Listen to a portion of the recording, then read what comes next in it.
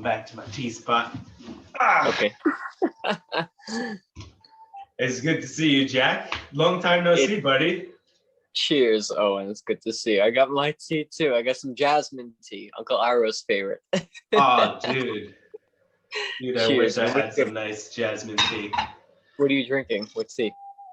Well, Ruth just got some alkaline herbs blend. Ooh. So since today's topic is about plant medicine, I'm actually going to read you off the ingredients, and I'll ask that you tell all the people that are watching what this is good for.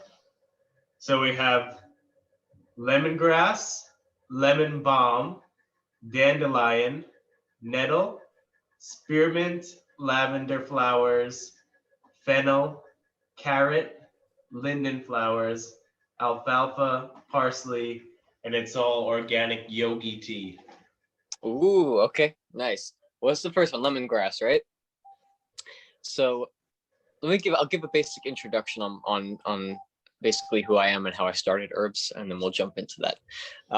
So my name is Jack, everybody that's watching. About, let's say I think it's like 3.5 years ago. Oh, you know what? It was about 4 years ago now. So it's April. 4 years ago this month, I went to Jamaica, the island of Jamaica, for the first time.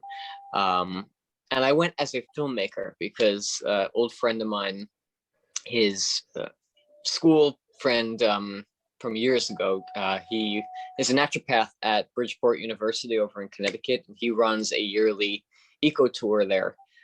Eco Tours for Cures is the name of the company or business or whatever that we went with. So he runs it through the school. He takes students there every year. And I was a filmmaker over at Five Towns over here at Dix Hills in Long Island. And my friend had said, oh, hey, why don't you come to Jamaica and shoot the tour? You know, if you want to get into like documentary making or just something to put on your resume, why don't you jump in and, see what it's like and just document the local people, the plant medicine and everything like that. So I was like, sure, why not? I always wanted to, I hadn't gone on vacation, gosh, I don't know, I think like 4 or 5 years prior to that. So I was like, you know what, I gotta get out of this country. I gotta go do something fun, something exciting. And it would, in hopes that it would kind of like refresh my own creativity and whatnot. I had no idea what that trip was going to do to me.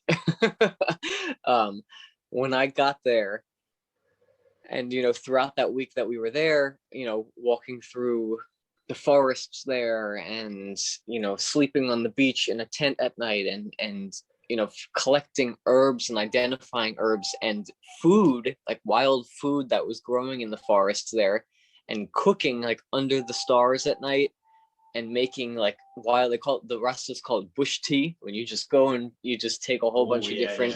Yeah, you just go into the forest and just collect, and then you just throw it all into one pot and you just drink it at night. Just that whole experience alone was so fascinating to me because, you know about like people that, you hear about people that are connected to the land and, live on the land and stuff like that. But I mean, this was like as if the culture there, the Rasta culture, was almost like communicating with the earth. It wasn't just going out and, picking plants, which a lot of herbalists, they think that that's what it is, but really it's a whole other level. It's a plant and human connection.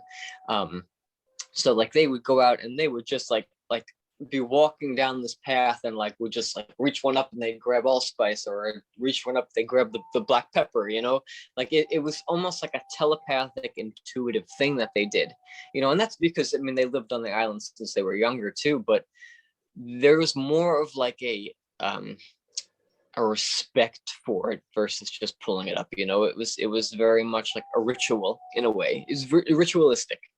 And you look at Native American cultures, very similar. You go and you communicate with a stand of plants. Could even be about 3 years you visit one specific stand of say dandelion or nettle, and they would communicate with the plants telepathically, and the plants would actually give them permission. It's when you sit near a plant, and you sit with it. Like I got this little ivy plant, right? I'm not going to harvest from her because she's quite poisonous. But if she was a medicinal plant, you would sit in front of the plant and just meditate, you know, kind of like merge into its energy field, feel its energy. And then you would slowly start to work your way into like somewhat like of a conversation, like, yeah, hi, how are you doing? Stuff like that. Introduce yourself to it. And then once you feel like you've become comfortable with the plant itself is when you ask the question, do you mind if I harvest from you? You know, very respectfully. I will only take what I need, and I'll use it for the higher good, like a really like genuine purpose, not just to use it, you know? And if that plant gives you permission, like without a doubt, you're going to like feel it. It's like me putting it into words is just not like, it's not going to make sense until you experience it yourself. But you just know when a plant has given you permission, and you will know if a plant does not give you permission, you know. And a lot of herbalists, when they first start going out there, myself included, I used to just go out there and just harvest the plants. And then I'd stop myself and I'd be like, what am I doing? You know, like that's not okay to just go and rip things out of the ground and, you know, harm a living being. They're living beings and they're conscious, you know? So it's important to form that respect. Like the native, so going back to the Native Americans, they would sit with a stand of plants for some time, even more than 3 years, you know, until that plant stand gave them permission to harvest from it.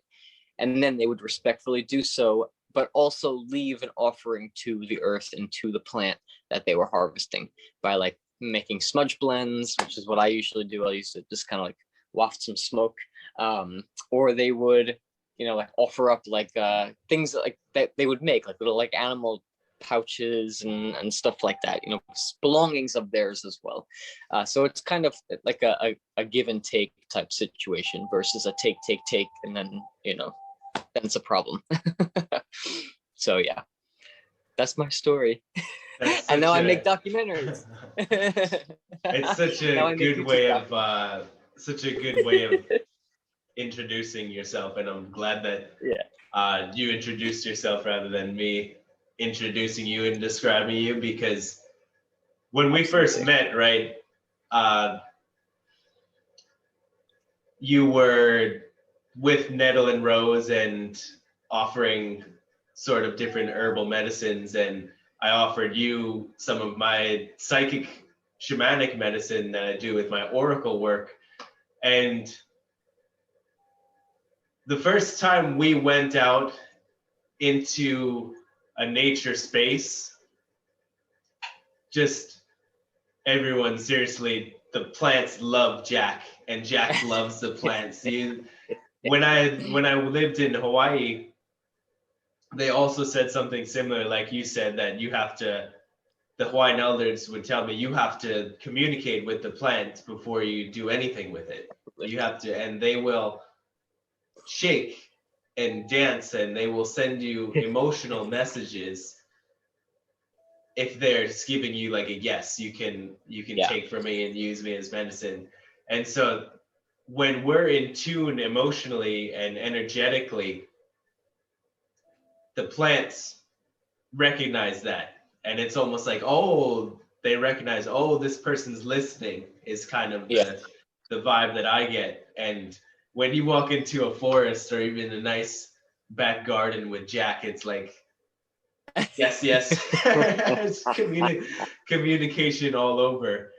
And it's from a Chinese medicine and Qigong perspective, in meditation and in harvesting medicine, the Taoist masters would sit and feel the energy.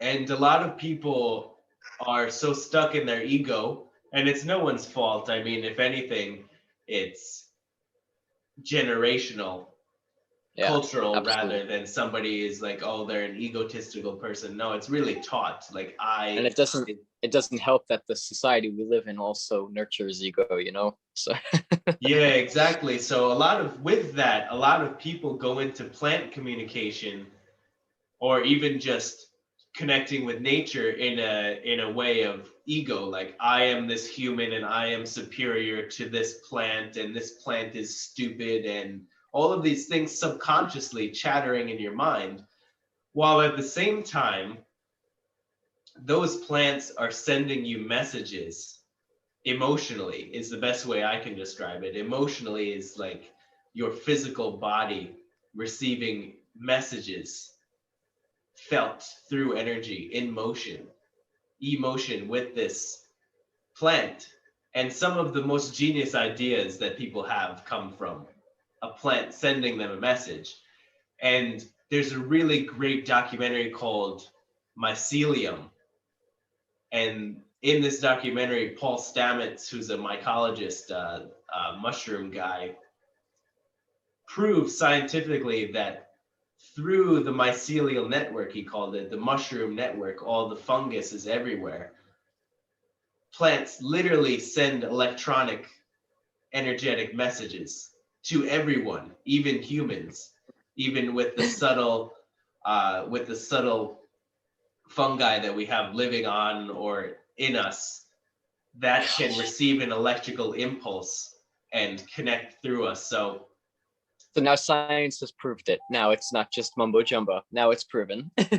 yeah, exactly. And it's not something that you don't really have to study right. anything No. to communicate with a plant. You really just have to let go of the idea of I, let go of the idea of like, I'm communicating with this plant, rather it be sort of like you're a part of a web or a piece of a puzzle and you're just clicking in and saying, okay, listening, and not just thinking that every single message that you have is from you, just connecting with this plant and saying, what medicine do you have for me? What wisdoms do you have for me emotionally, physically, spiritually?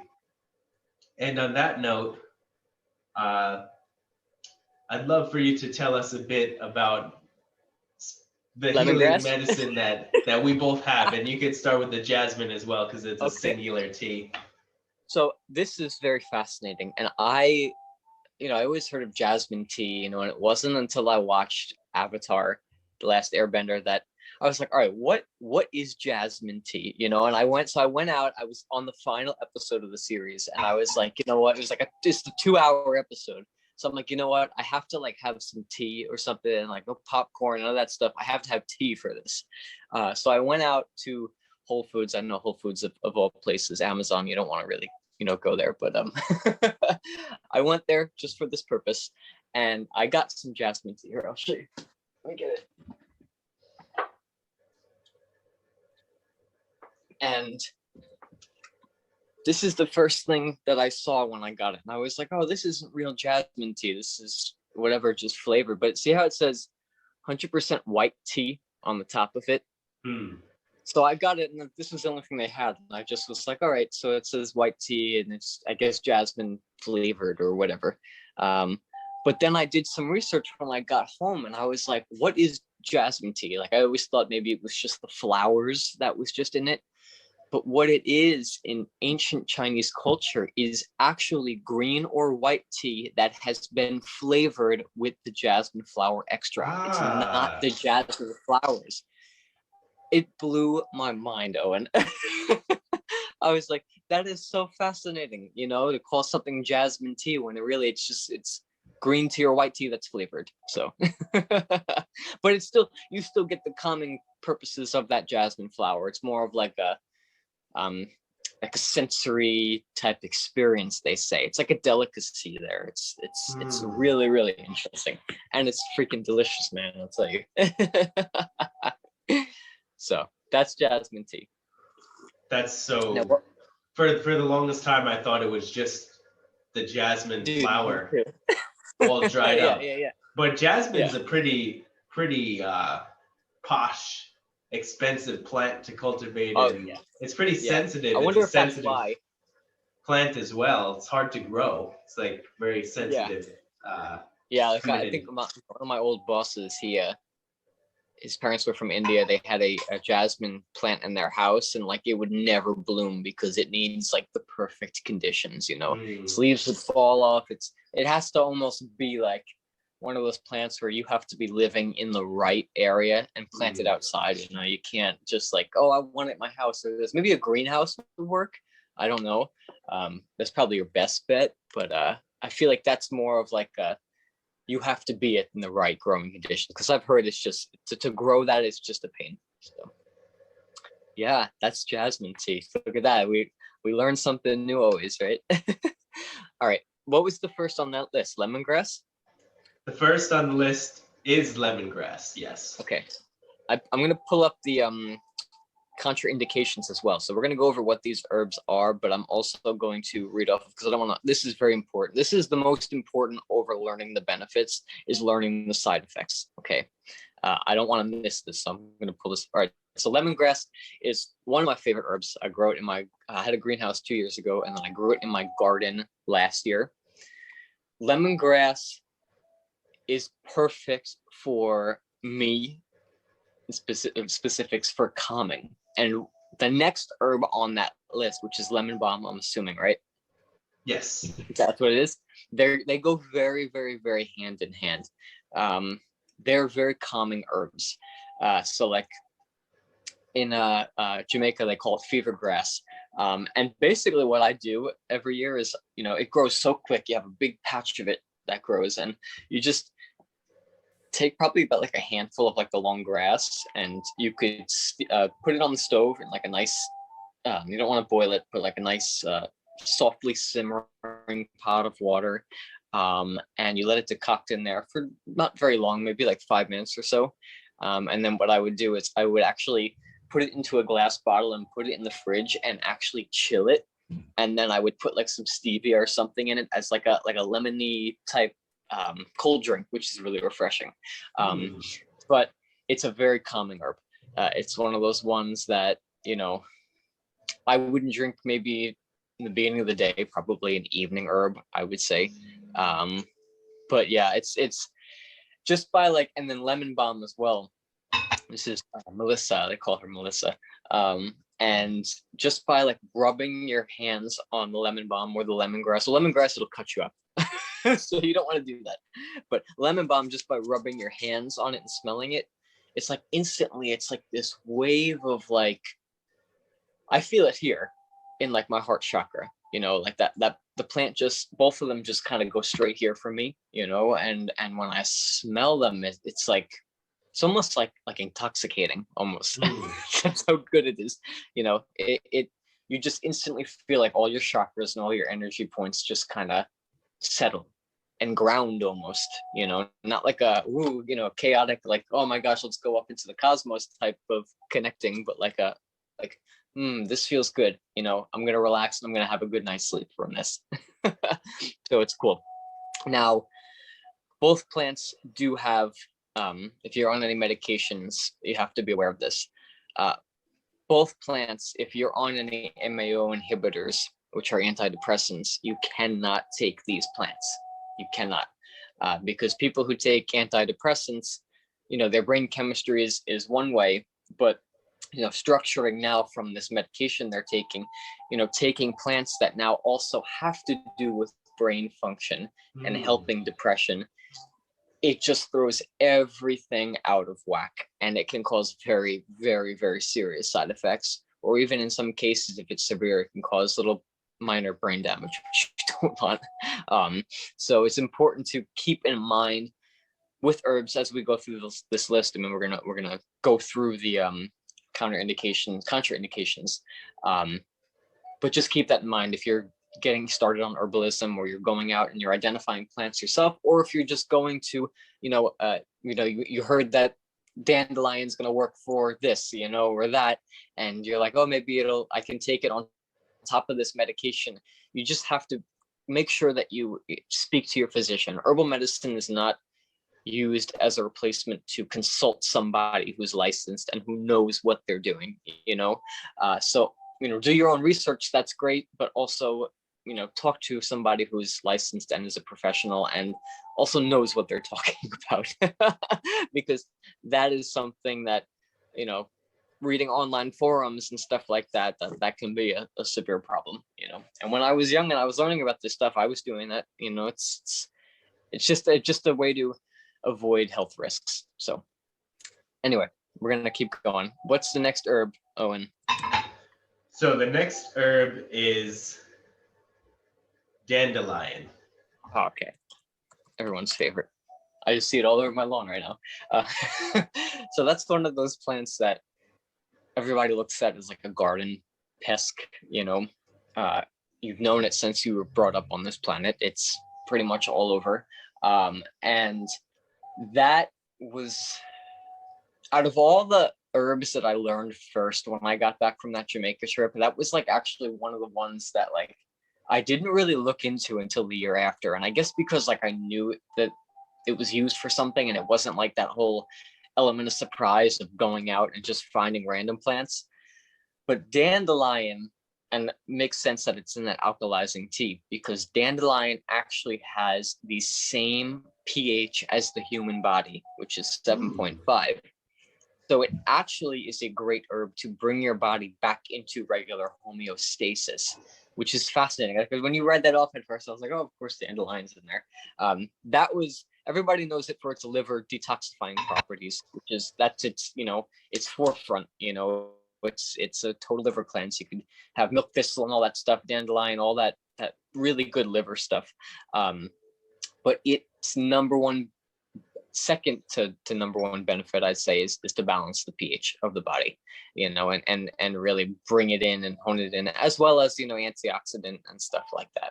So, and it's also high in like iron and stuff like that. So little nutrients in there too. I know some people who actually will cook the dandelion root, like they would like a carrot or whatnot, and they would throw it in like soups and stews and stuff.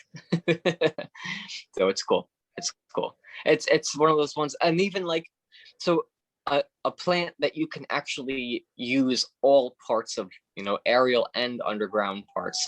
You can use the roots, obviously, for what I said, or you could even use the flowers. The flowers are edible. You know, if you don't spray your lawn or harvest it from a place that has chemicals all over it, you can take I used to make, we have garlic mustard here on Long Island.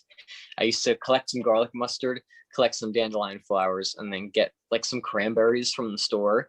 And I would just sprinkle that on with like a little like sweet vinaigrette dressing. And it's good. It's good. High in vitamin C. So, and it tastes good. It's kind of like florally, a little bit of sweetness, but like bitter. And I like bitter. Some people won't like bitter, but it's pretty good. So a plant that you can have multiple uses for: on top, aerial, or below ground, which is the root system. So that's cool. Yeah, it's such a flower that makes me really a bit emotionally charged up about what people do to their lawns, and people that just, yeah. I've always been kind of really a bit agitated, even as a young kid, about this chemical sprays and stuff like that. And it's just having such a beautiful medicine like dandelion that I know as well is really supposed to be good for detoxing the liver, to just then cover it in things that are really bad for your body is just gets me a bit heated and a bit angry, because it's just, is it really that much of a pest that people have to like kill it in that way?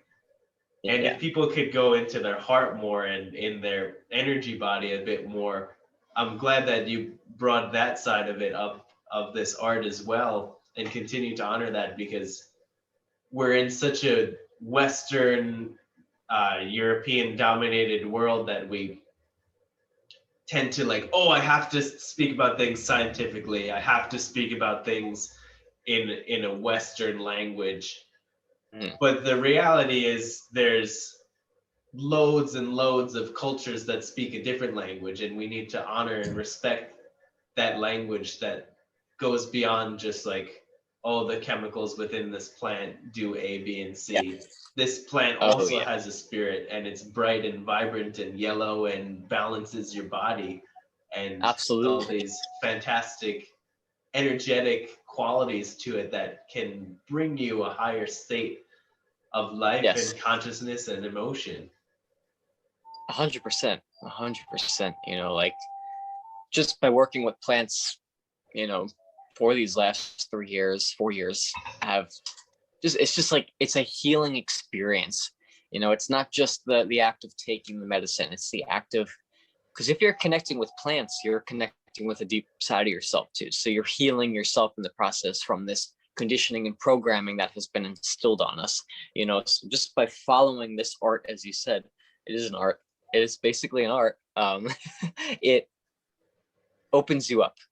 It does. It opens up your chakras. That's it's like as simple as that. It naturally just happens. You know. So yeah, like I said, it's not just about taking the medicine. It's about really connecting to yourself and connecting to your own innate abilities. So really With good stuff. that all being said, as well, to relate it back to Qigong and to everyone watching intentionally for learning about Qigong, is personally, as somebody who's been practicing Qigong for a large portion of my life, Right. being indoors when there's no plant life around, no fungi around, Mhm. can still have a potent energetic benefit, but I so prefer, and I think that the majority of people that I know who practice Qigong so prefer being, even if it's just grass, being with plant life is Yeah. so completely different energetically, emotionally, than if you're just in a physical building. In a physical building, if you fill it with the right crystals and art and photographs, you can instill that sort of energy. But when you're in a forest, when you're atop a mountain, when you're in a field of grass, there's this joy, I would say, that comes from it. And I love looking at grass under a microscope. It has this like smiley face, the grass cells under the microscope. Everyone please Google grass cells under your microscope, because it's literally a yellow smiley face with blue, light blue eyes and a smile. And it's just, that's what you can welcome in by being and playing and practicing in nature. And something coming to me a bit now is because I know a lot of people that are watching this want to learn a bit of Qigong practically. So I'm just going to lead us through a little bit of a Qigong exercise for springtime and for blossoming. Nice. So you start off with your hands in prayer mudra. Take a deep breath along your center line. And you just allow your energy to root down, physically feel energetic roots extending downwards. And if you're standing in this practice, you can really like grip your toes into the earth, feel your connection electrically into your roots.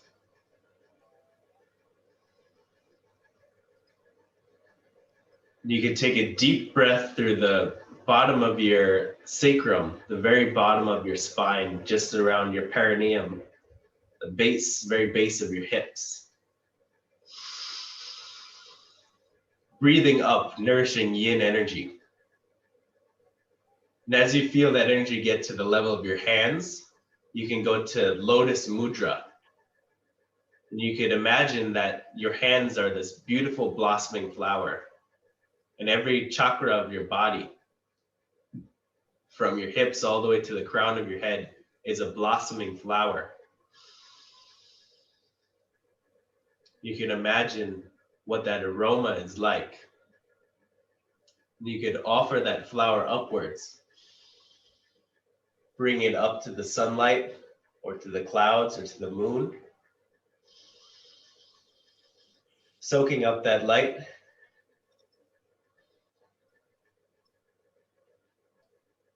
Then returning back downwards. Coming back to the heart. Then closing the hands. Bring the hands over heart. Breathing in, grounding back into your body.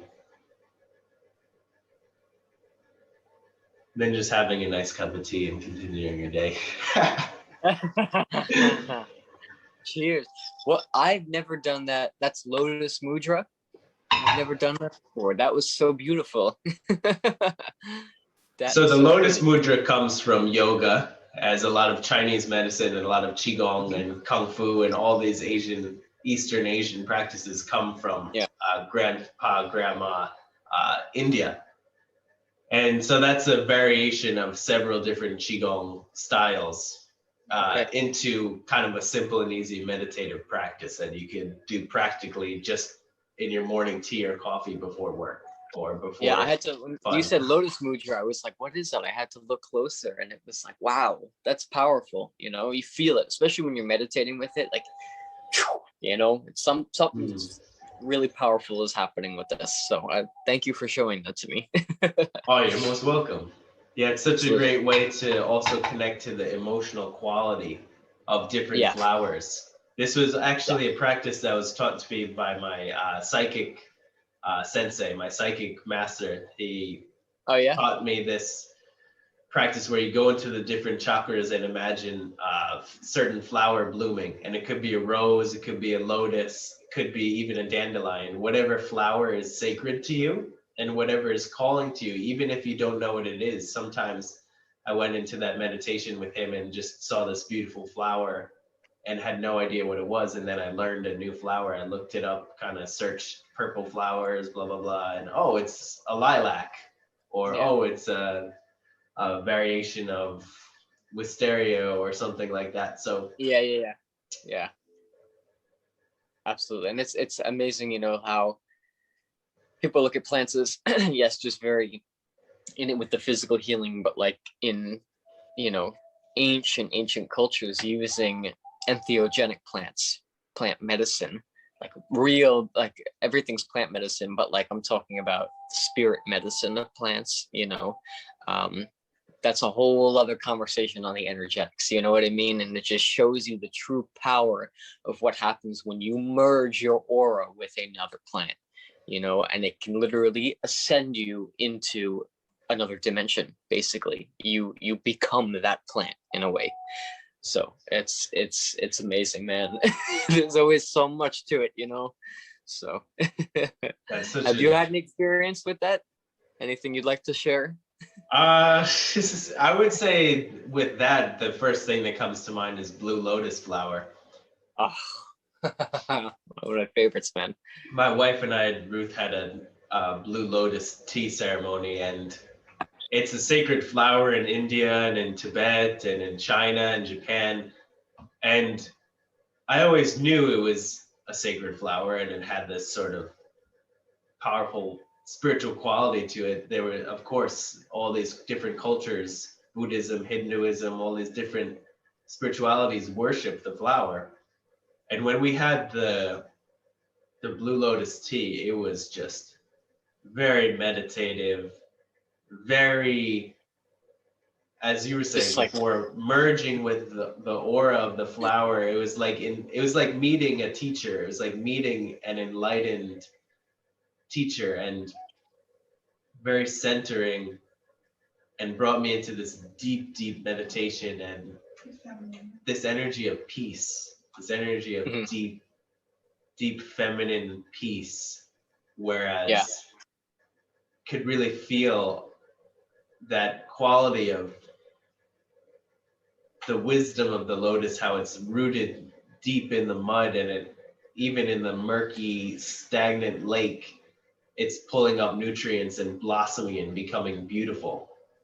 Yeah, that's my experience with plant medicine. I haven't done ayahuasca or anything like that. Yeah. Hey, man, that's beautiful. That's beautiful. I whenever I drink blue lotus, it's like you said, it's like you are in the presence of a wise being, you know.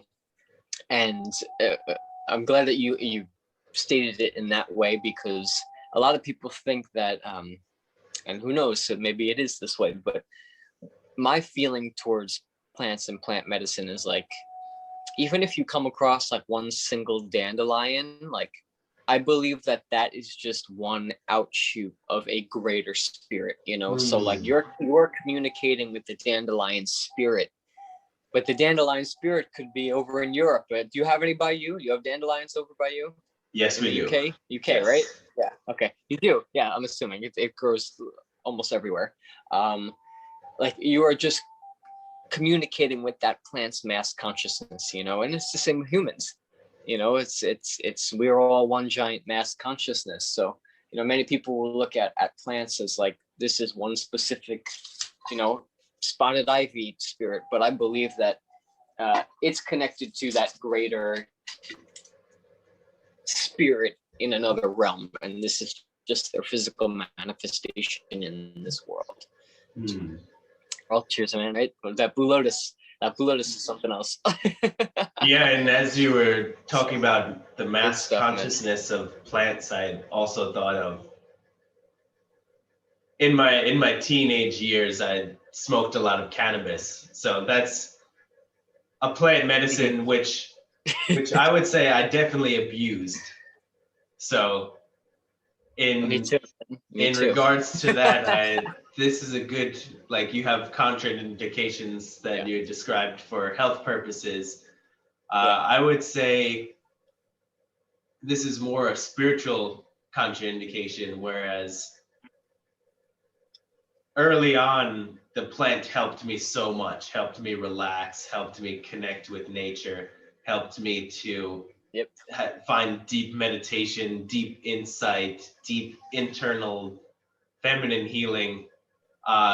But through the use of that plant, I abused it and was smoking it every day, multiple times a day. And it got to the point where the spirit of cannabis presented herself to me in two different ways in dreams and meditations.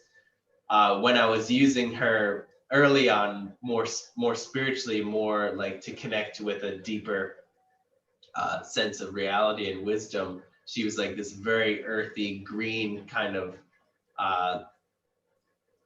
with leaves all around her, very like Mother Earth energy. And then my later years of smoking, where I was really abusing her plant medicine, was like she was fiery and lit a flame and like dominant and like bend over bitch kind of energy.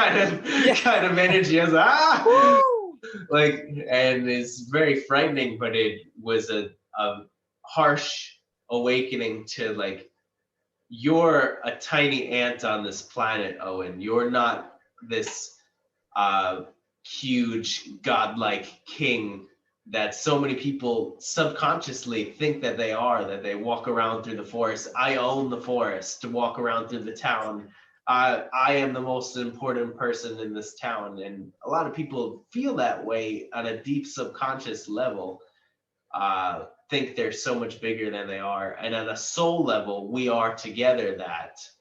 But it was really humbling. It was really like, oh, you think that you could just do this to a plant? You think that you are better than a plant and it's serving you? Well, now it's going to be the opposite. Now you're serving the plant. And so I quit smoking, and